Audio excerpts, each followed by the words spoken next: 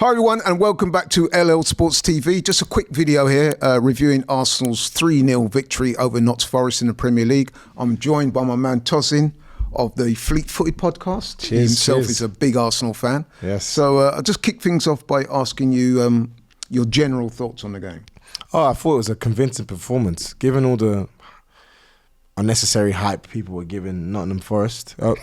All respect to Forest fans. If don't stone me. I think that you guys are actually a solid team. You've caused us problems. You beat us at your ground 1-0 2 seasons ago. You knocked us out the FA Cup 1-0 I think 3 seasons ago. So you're clearly not a bad team.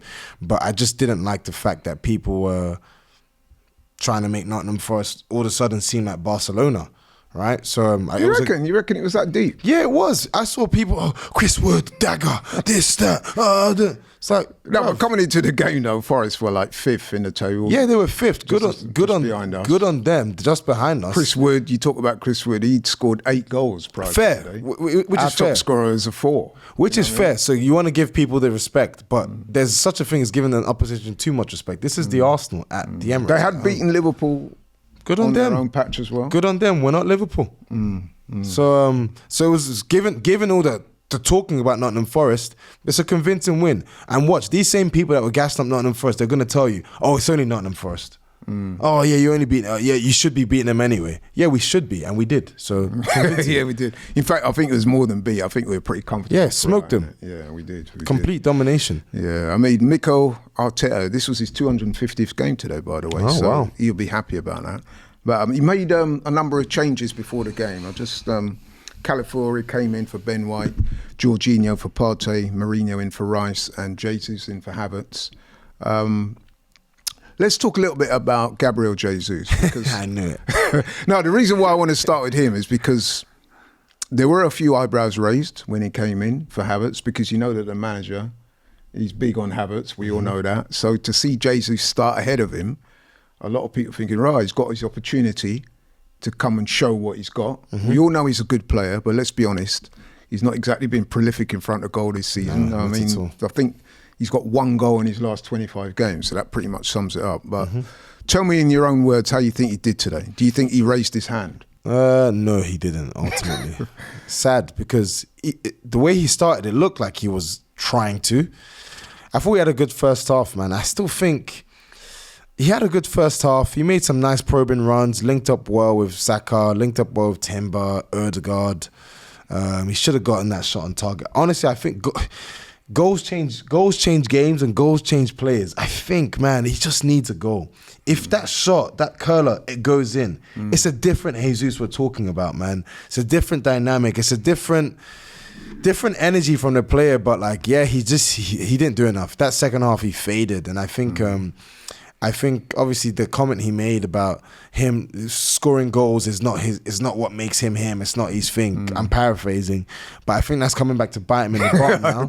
Because I would agree. Because bro, like you're a striker. You get paid to play as a striker. So goals should be your forte. Staying in the box should be your forte. But you know what it is, right? I want to know.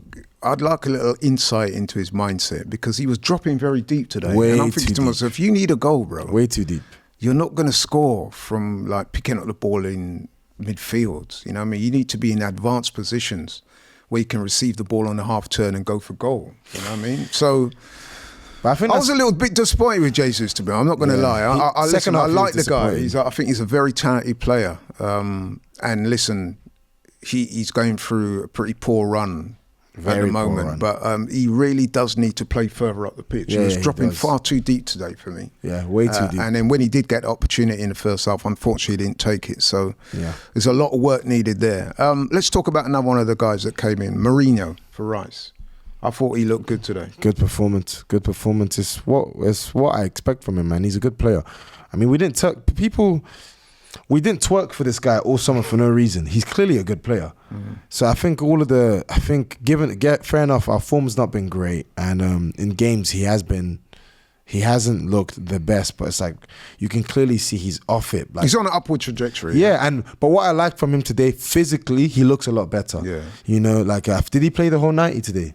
I think he did. I think he did the whole game. Yeah. You know, physically he looks a lot better. Like I watched him against Inter Milan. It's like this guy was gassing out. I watched him against Bournemouth, gassing out. It's just like, whoa, like you can clearly see this is a guy that's not had a pre-season. This is a guy that had also an additional 1.5 to 2 months out. He clearly needs time. There's some decent touches. And then he played for Spain in the Euros as well. So I think I'm happy for him. You know, it's a good performance. Granted, it's Nottingham Forest, but it's still a good performance nonetheless. So I'm expecting him to build on that now. No, I 100% agree. I like him as a player. I think he's going to come good. And I thought there were signs today, man, that he's showing that he's going to be a very good player for the future for us, definitely. Let's talk about some of our, what I call our go-to players. Yeah. Two in particular, Martin Odegaard and Bukayo Saka. Now, for me, I thought Bukayo Saka was man of the match without any shadow of a doubt. He got a goal and an assist, and he looked threatening pretty much all the game. And Odegaard as well, man. I mean, you can see how much we're missing that guy. Yeah. You know what I mean? And not just because of what he does on the pitch, but his leadership as well. He kind of drags the team forward. Totally. But yeah, who do you want to start with, Odegaard or Saka? Let's start with Odegaard. Yeah. What I mean, he's irreplaceable. For me, he's the best. He's the best in his position in the Premier League currently. Oh, you think so? Yeah, 100%. It's a big call. 100% he is. And this is no disrespect to people like Kevin De Bruyne or like the Cole Palmers. There's some lofty names. De Bruyne is an amazing player. He's going down as a Premier League all-timer, but the fact of the matter is he's getting older. You know, this is his last season. Now, it's not to say that he can't control a game as good as Odegaard or even better. He totally can, but you can see he doesn't really have the types. He's getting on a bit, and he's getting on a bit. Lots more injuries. But I'm just looking at, if I'm looking at players' overall availability and consistency, the past 2 seasons, like Martin Odegaard, man, the guy is just insane, and I think he's showing like why we struggled. You know, like fair enough.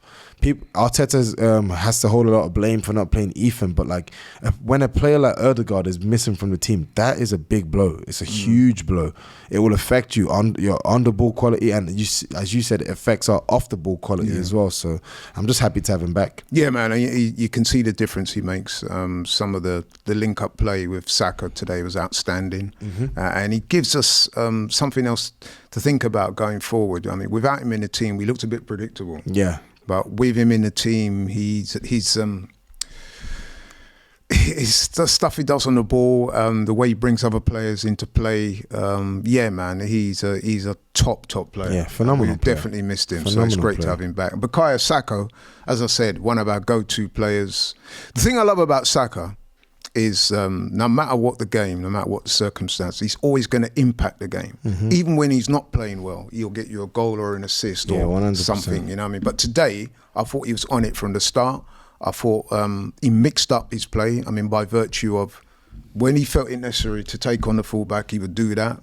When he felt it necessary to pass or to bring others into play, he did that. So, star performance, man. What do you think? Yeah, I mean, Saka's a complete player. I mean, I laugh at some of the criticism that people throw at him. Before it's, oh yeah, he's not as consistent. When he gets consistent, oh yeah, he's just a pace and power player. Okay, now when you see there's more elements to his game, how he's able to take his man, step overs, drag backs, cross turns. Oh yeah, like you can see he's robotic. He doesn't give you he's not like a Palmer. You know, he doesn't do these things that just tell you he's an intelligent player. It's just coaching. It's just like Saka faces every single type of volley or verbal volley from opposition fans, and he just continues to dunk on people. So long may it continue, man. And a brilliant goal today after 40 fantastic minutes. That kind of set the tone, you know. Once that goal went in, you didn't want to speak too early, but you're thinking to yourself, yeah, man, it's looking good today. Because we made a good start, fantastic, then we got the goal, finish. and then you're thinking, yeah, man.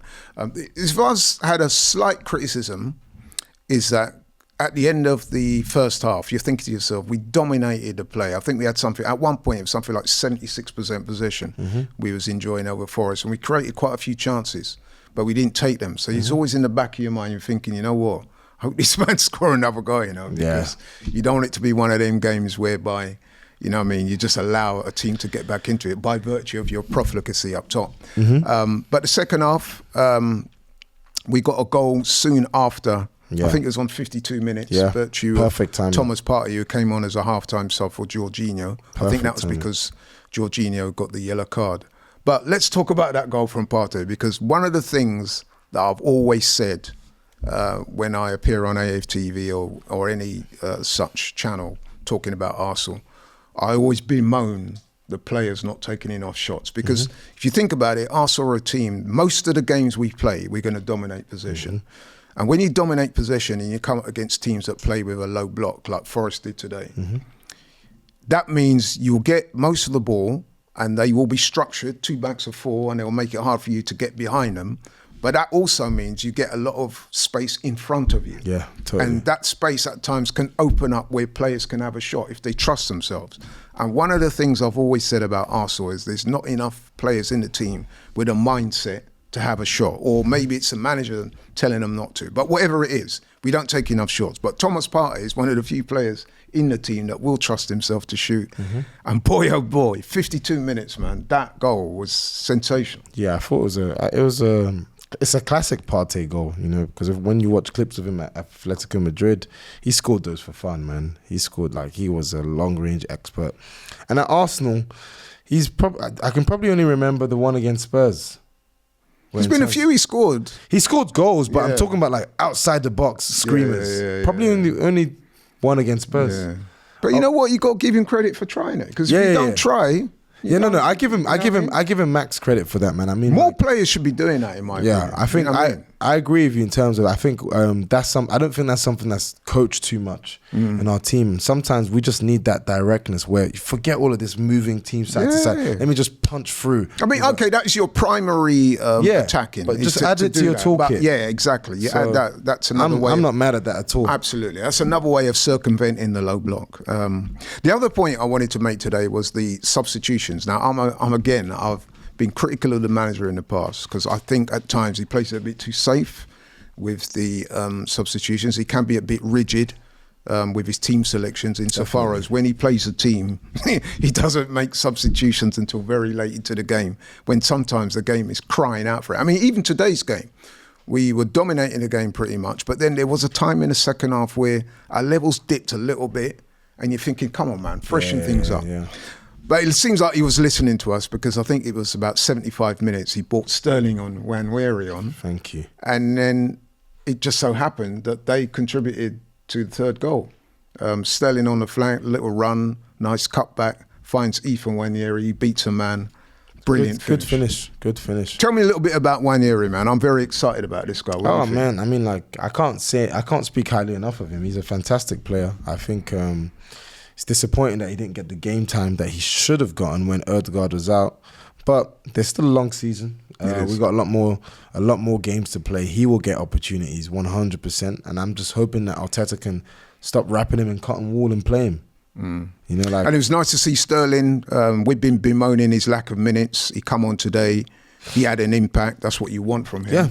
Yeah, hopefully he can get some more minutes, because for me, he's been criminally underused. This is just my personal opinion. No, I'm with you. People, I saw Stan Collymore saying, "Oh yeah, he stunk the place out." I was like, bro, like, that's such a harsh comment. Have you seen, like, how can he how many games has he had to play? Like, how much time has he really had?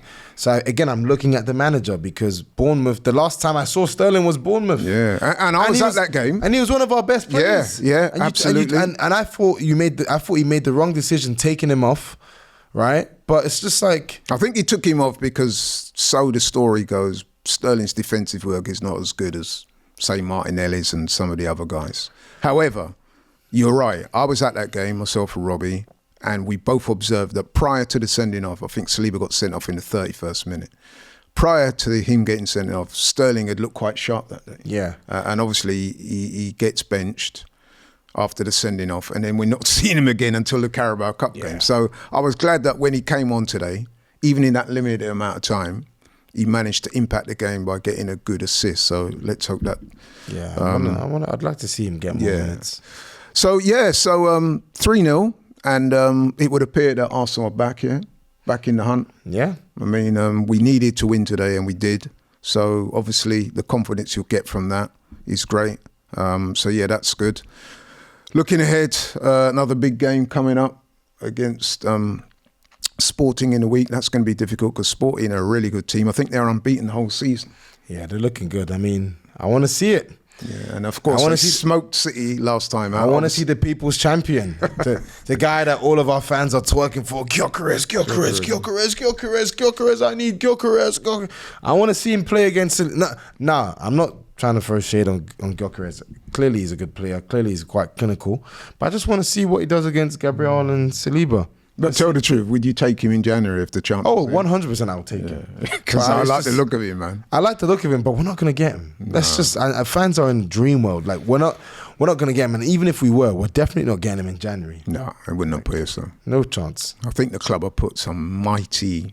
Yeah. What was the buyout clause on him? Something maybe like 100 million euros big, or something. Yeah. Something like I've that. got to admit, man, he looks a real player. I saw good. him in the international play. I think he scored 4 goals against Bosnia.